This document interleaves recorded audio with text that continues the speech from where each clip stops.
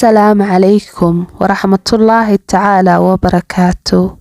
كسو دوادا channelkeeni umada 1959 waxaa adduunka qabsatay caruusada Barbie iyadoo markaa ka mid noqotay caruusadii loogu iibka badnaa taariikhda soona hoysay guulo aan laba filayn.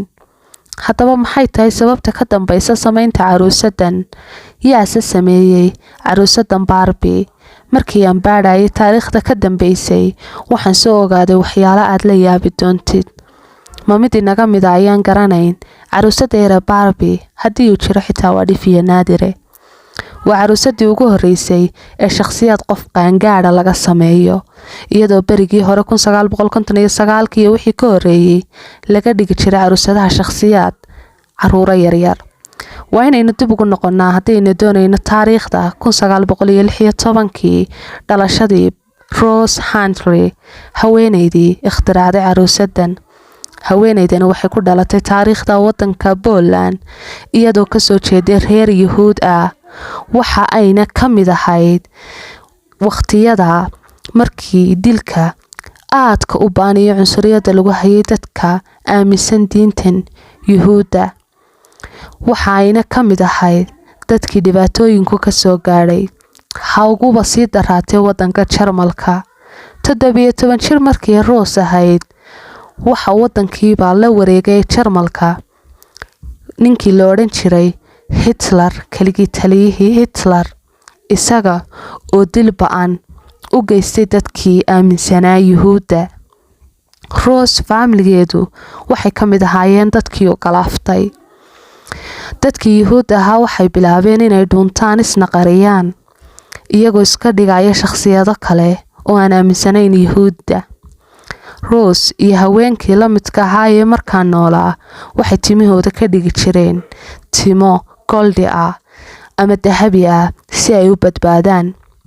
Rose waxa ay ka mid ahayd dadkii laasimay inay timahooda ka dhigaan goldi si ay u dhuumato. ayaama markii la joogay waxay iyada iyo ninkeedii isku raaceen oo aadeen wadanka Mareykanka si ay nabadgelyo halka ugu noolaadaan.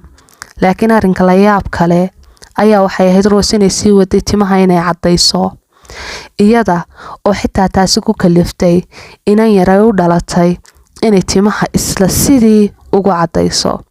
markii ay sanado joogeen family-gani waxay bilaabeen inay ikhtiraacaan shirkad caruusad dadka waaweyn. markaan kugu idhaahdo dadka waaweyn waad yaabi doontaa, laakiin wadamadan reer galbeedka habeenka arooska habeenka ka horeeya waxaa la dhigtaa xaflado la yiraahdo nabadgelyeynta singalnimada, taasoo la iskugu yimaado khamrina la cabo laguna sameeyo waxyaalo faaxisho ah.